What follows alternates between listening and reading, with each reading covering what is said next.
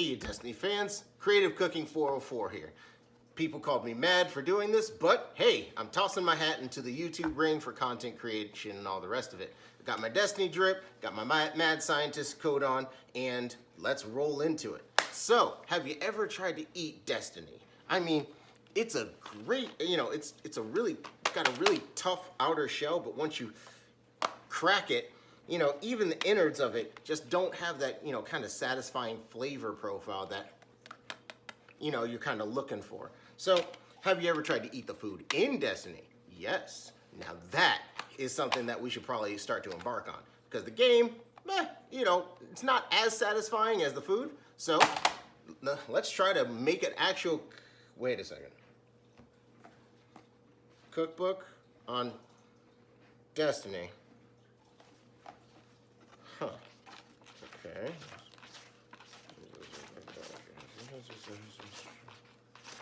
Huh. It's not bad. Oh. Wave Splitter. I thought Wave Splitter was void. Destiny nerds out there, I thought Wave Splitter is void. Why is this blue? We can correct that. Alright, let's see. Maybe just go back. We got some EDC, the farm. Ooh, Elixir Birdseed. Okay, tinfoil snapper. French onion soup. Odd. My chocolate traveler. That sounds actually pretty good. Okay, Revelry. Reveler's Tonics. Yeah, okay. Huh, there we go. Ah, the dawning's coming up. Let's see what they got for the dawning. Let's see. Galadoodles, chocolate chip cookies, vanilla blades, burnt edge transit. Ha, funny. Infinite forest cake and traveler donut holes. Hold on, there's a lot of characters that need their desserts. That's what we're gonna do. We're gonna take the time and actually make the desserts that the Destiny cookbook did not take the time to make. So let's start out with, first of all, the Board of Madness. Took the time, trying to fit that into the frame, in order to kind of categorize a lot of the things that, a lot of the dawning ingredients, along with a lot of the characters in which they go with. Because you got the Infinite Forest cookies. I'm going to modify that recipe from cake to cookies on the top. And of course, it uses, let's say, a white Vex milk or white chocolate on the bottom. Wish I had this set up. Iron Drop cookies, because Lord Saladin doesn't have a dessert. I thought that was wild. But Lemon Drop cookies or Crinkle cookies, oh, that's going to work out well. Along with the Blueberry Crumbles for everyone's favorite EDZ Cosmodrome enjoyer or stand-around person, Shahan. Galadoodles, of course, from Zavala. Chocolate chip cookies, rest in peace, Amanda. Lucent Crunch from Finch. Strange cookies from Zur, and much, much more. But here's the thing. Let's get into some of this. And let's start out from the top with the Infinite Forest cake. Well, cookies in this case. So, let's get started. Transmat firing. I decided to measure out the ingredients for you, so this will be a little bit of a faster video. Let me know in the future if you want to see me measure out everything to make sure that everything's correct. So, what you start off with is your 1 cup of cake flour along with your 1 cup of all-purpose flour. Cake flour is actually contains a little bit less gluten, which is the item that is essentially will stiffen up a lot of your baked products. So I went with a lighter version of that for at least half of it, so it's going to be a little bit of a softer cookie as well. And then I have another cup of all-purpose flour in here as well. I then took my 3/4 cups of cocoa powder in here, along with my 1 teaspoon of baking soda, and I combined that with 1/2 of a teaspoon of salt. Then I softened 1 3/4 cups of butter. As you can see, it's gliding around in the container a little bit. You don't want to liquefy it. You want it just soft enough to kind of pinch. Then you have your 2 cups or 1 cup of each of granulated sugar and brown sugar right there. I used light brown sugar because, hey, it's a little bit lighter. And then I have my 2 large eggs, your 2 teaspoons of vanilla extract, which I haven't measured out yet, but I'll add to everything. And then, of course, you know, just little extra chocolate chips, just to throw in a little bit of fun in there. And last but not least, the Amarena cherries. These are kind of a sour wild cherries, really delicious. You can find it at Amazon, or because I got these off of Amazon, or any of your local purveyors that sell this. This is an 8-ounce container. I'm adding the whole thing. So, first of all, we need to take a whisk. Literally. 1 second. Take a whisk. Yeah. So you're going to combine your flour, your cocoa, your baking salt, and your You're going to combine your flour, your cocoa, your baking soda, and your salt. Make sure all that's in there. Flour, your cocoa. This is both the baking soda and the salt.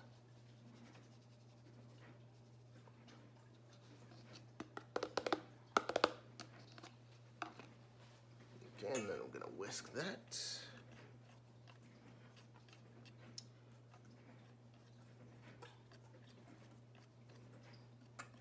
Until it's all the way incorporated. Try not to kick it up too much because, you know, inhalation of cocoa powder will lead me to cough or choke a little bit.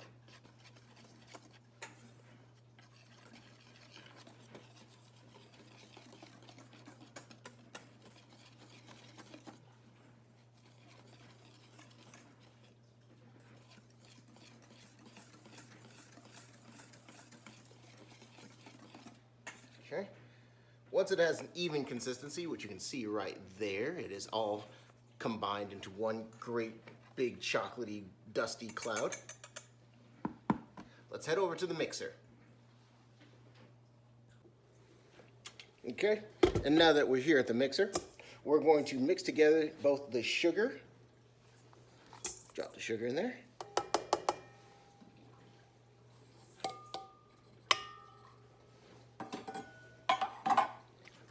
And the cream butter.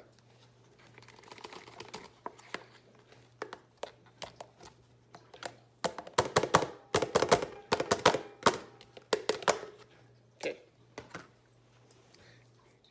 And we're essentially going to do something that's called the creaming method, which is mixing your fat or your butter and your sugar together. So it's going to come out somewhat sandy looking.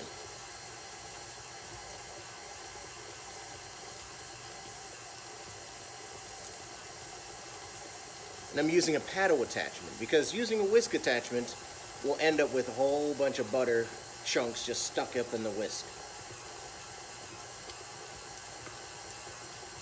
So if you can see in here, it's starting to kind of clump up a little bit. Don't want to change the angle because I have a kind of a precarious situation holding it up.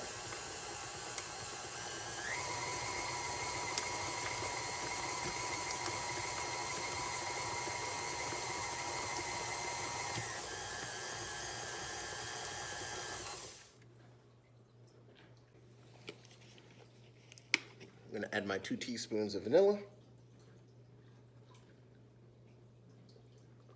That's 1. And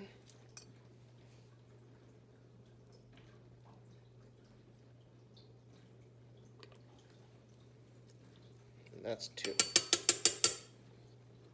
Put that on the side. Give it a quick mix. And then I'm going to crack the eggs.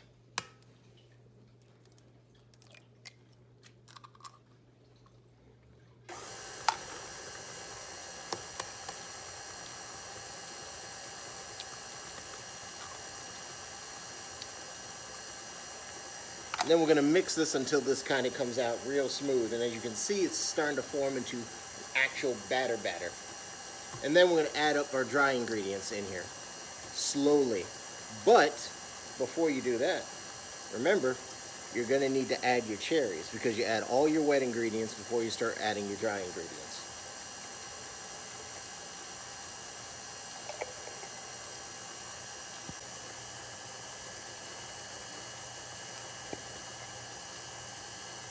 Look at those things.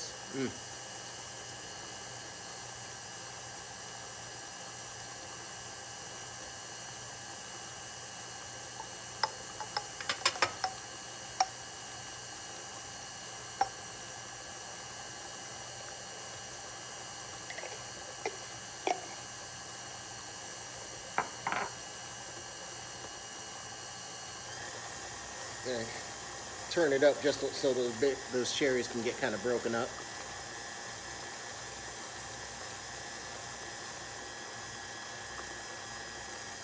Sure they're incorporated completely, and we're good to add our dry ingredients. Add the chocolate chips in first, even though the recipes usually say add them in last, but you know, hey, the more incorporated, the better.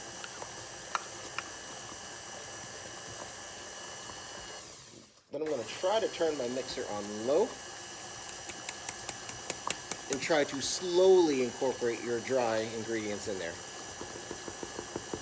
A lot of mixers come with a filter function, you know, something that you can actually start to pour everything in there. But sometimes just taking your time will alleviate the need for an extra tool in the kitchen.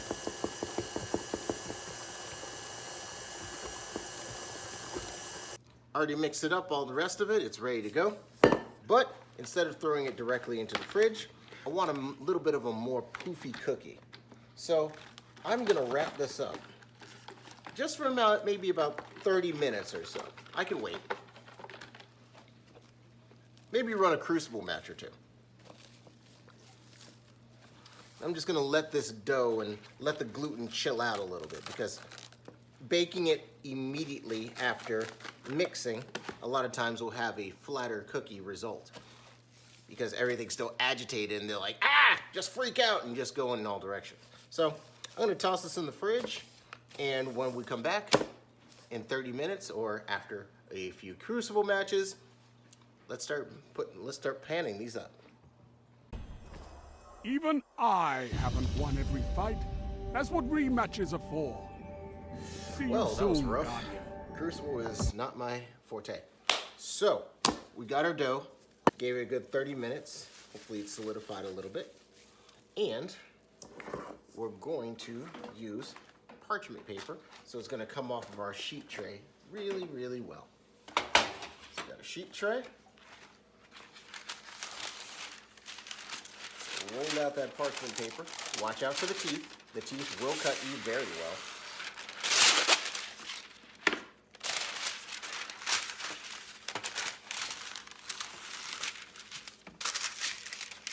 And I'd almost say just about perfect. Yeah, that'll work. So, you're gonna use a cookie scooper. Yes, people attribute this to an ice cream scoop, and for years everybody thought, oh yeah, it's an ice cream scoop. Nope, it's a cookie scoop. So, you wanna get the one that actually has a little clear on the inside. Forgot what it's actually called, but basically you're gonna scoop into your dough, and then you're going to drag it up the side to try to get rid of some of the remnants. You're trying to go for a scoop kind of like this, and then just scrape off the ends. You want to try to have a nice even scoop like that. And then on your cookie tray, might take a couple pulls. For this one, I think I could probably put about 3 across, because these will spread. So take and drag across the bottom, get rid of the excess.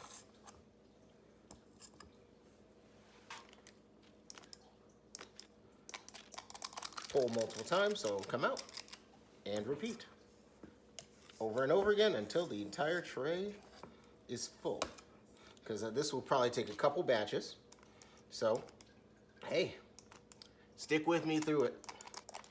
You want to be just right about this.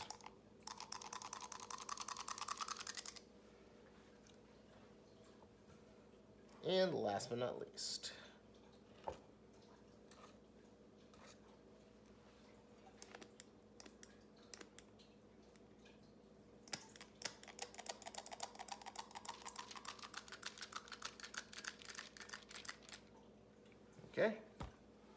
And time to pop this in the oven at 350. And we're, all right, we have our cookies from the oven, and oh yeah, they look good. So to finish this off, or finish off the Black Forest cake, I'm gonna add a little bit of white chocolate chips on top of it. So first of all, I just need to melt them down. Okay. And I'm gonna shove this in the microwave for maybe about 15 to 30 seconds, stirring all the while, and I'll be right back.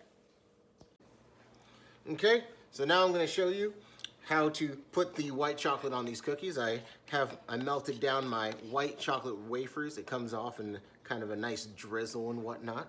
And just like fail-safe, it's a little scatterbrained, so I'm gonna try to be a little just back and forth with the design of it. So I'm gonna take a little bit up, just so it's gonna drizzle, and essentially just kind of drizzle and just act like I'm just painting the cookie.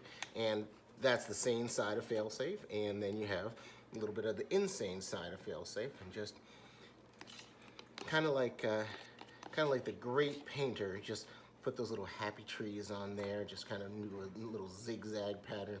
Get fun with it. You can do like little circles and swirls, and in fact, it kind of looks a little bit more interesting when you throw just a kind of a zazazz in there, just to make it interesting. And with that, bam, some good looking cookies right there.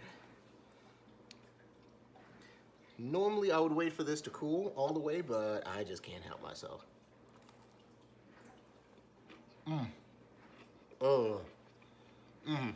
Okay. The cherry flavor comes through along with the chocolate chips.